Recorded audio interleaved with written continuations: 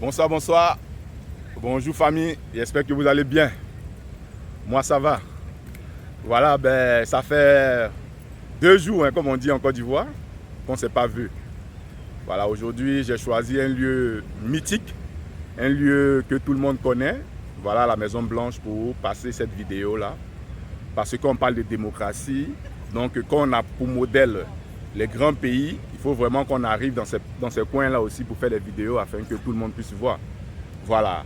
Donc, le Premier ministre et son gouvernement disent que les élus ivoiriens sont des vauriens. Je m'explique. Il se trouve que on n'a pas pu donner un prix aux élus ivoiriens sous prétexte que peut-être ils sont des vauriens.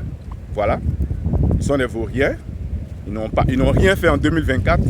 Donc, on n'a pas pu leur donner un prix. Mais ça, c'est une question posée. On doit se demander quels sont les critères. Et voilà, on va analyser ensemble. Hein. Voilà. Si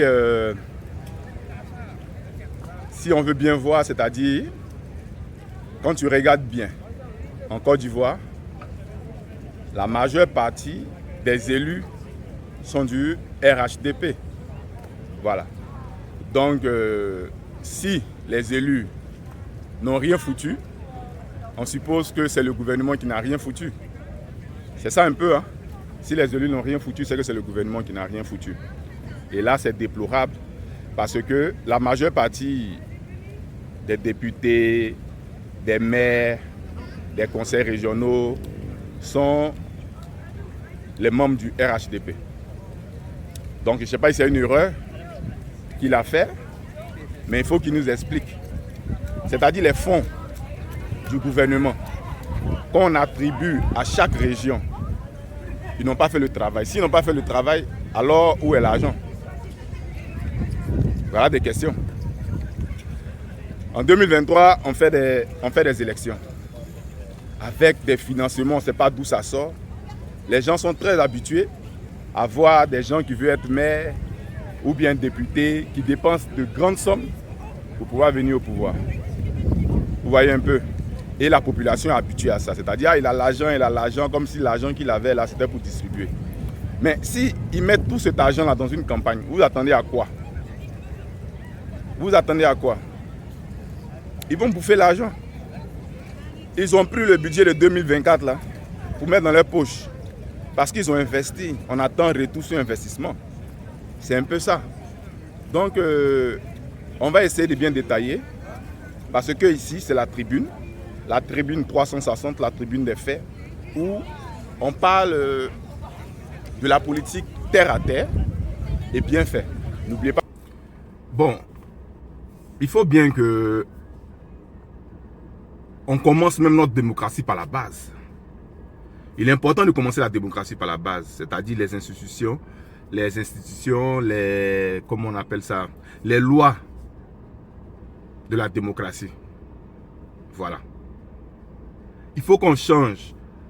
Quand d'autres personnes parlent très souvent, ils ne savent pas ce qu'ils disent.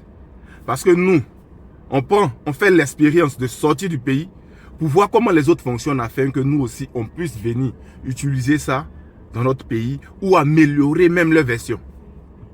Vous voyez un peu, c'est bizarre, mais c'est un peu ça. Tu ne peux pas faire quelque chose que toi-même tu n'as pas créé. La démocratie là, ce n'est pas une invention africaine. Ce n'est pas une invention africaine. Donc pour qu'elle fonctionne bien, il faut regarder les autres et puis faire comme eux. Ou améliorer. Pour dire quoi? Quand il y a des élections, il faut que le gouvernement vote des lois sur comment les financements d'une campagne arrivent. Il faut plafonner les dépenses des campagnes. Il faut éviter certaines choses dans des campagnes. C'est-à-dire faire beaucoup de bruit avec des voitures partout dans la ville, crier des haut-parleurs. Tout ça, on n'a pas besoin de ça dans une campagne. Vous comprenez un peu? Là, le citoyen a besoin de paix.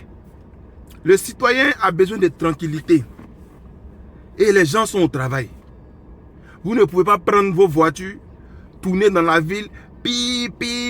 Tout ça, ça envoie après les affrontements. L'autre groupe regarde là-bas, ça lance un caillou. Oh, ce sont des histoires.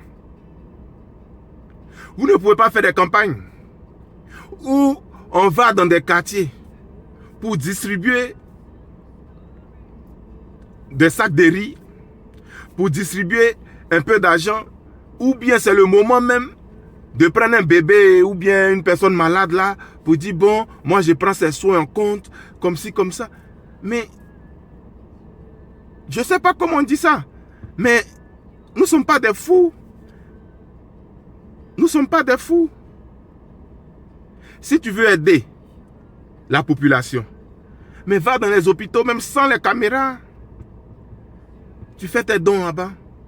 Mais pendant la campagne électorale, c'est là où on montre qu'on est généreux. Et quand la population voit ça, elle aussi, elle dit bien oui, le gars il est bon, il est gentil, moi il a fait ça pour ma maman, moi il a fait ça pour mon papa. Mais il va faire quoi pour la ville? Il va faire quoi pour la population? Voilà des questions. Les autres, c'est-à-dire si quelqu'un a un bon projet de gouvernement ou bien un bon projet pour sa municipalité ou pour sa ville, il ne peut pas les mettre au service de cette population-là. Parce qu'il n'a pas les mêmes moyens que celui d'à côté. Vous voyez un peu. Ça aussi, c'est un autre problème. Il faut donner la chance à tous ceux qui veulent se présenter, à tous ceux qui veulent apporter quelque chose pour leur pays, dans leur localité, de pouvoir se présenter et faire les campagnes équitablement. Proposer le programme, expliquer à la population. C'est un peu ça. Dans les grands pays, on fait du porte-à-porte. Quand quelqu'un veut être maire, il veut être député, il se déplace avec son équipe. Il faut mettre 2 ou 3 équipes seulement dans ce coin-là et après vous me suivez, on va suivre sur les autres rues, sur notre droite et on fait une boucle comme ça là. Choisir un quartier puis le sillonner à pied histoire d'aller au-devant des résidents. Dans la perspective du premier tour de la présidentielle, les élus PS de la Vienne mettent désormais en pratique la bonne vieille technique du porte-à-porte. Le but recherché, favoriser la discussion par le contact direct. C'est très bien parce que comme on est surchargé de publicité et que les choses sont impersonnelles, c'est très bien de rencontrer des personnes et voilà, ça marque un peu plus et puis je pense qu'on va un peu plus se poser sur ce qui est écrit.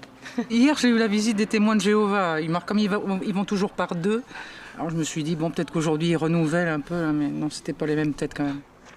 Constitués le plus souvent en duo pour faciliter le dialogue avec les résidents, les groupes de militants PS avancent leurs arguments, cherchent à partager leurs convictions. J'ai vu ces gens un petit peu aller de droite et de gauche sans savoir. Je me suis dit, tiens, ça doit être pour la campagne présidentielle, bien sûr. Et puis, j'ai eu un moment très agréable. On voit des êtres humains en quête de sens, finalement. Et c'est plutôt rassurant. Faire du porte-à-porte lorsqu'on est militant, c'est de n'ignorer aucun quartier. Ça consiste également à laisser une preuve du passage au domicile de tout résident absent. Rien d'étonnant donc, si les boîtes aux lettres reçoivent désormais profession de foi et programme politique des candidats. Des gens, ils les écoutent, ils essaient de voir leurs problèmes, mais pendant nos campagnes, on n'écoute personne. On vient crier, on vient chanter, on vient célébrer la richesse de quelqu'un, on vient dire que lui là c'est le meilleur, lui là il est comme ça, on vient insulter l'adversaire. Ça c'est pas de la démocratie. C'est de l'amusement. C'est de l'amusement. J'ai vu ça au pays. Je vais au pays souvent. Je vois ça. Depuis petit, j'ai vu ça. On ne va pas changer un peu. On ne va pas changer un peu. C'est triste.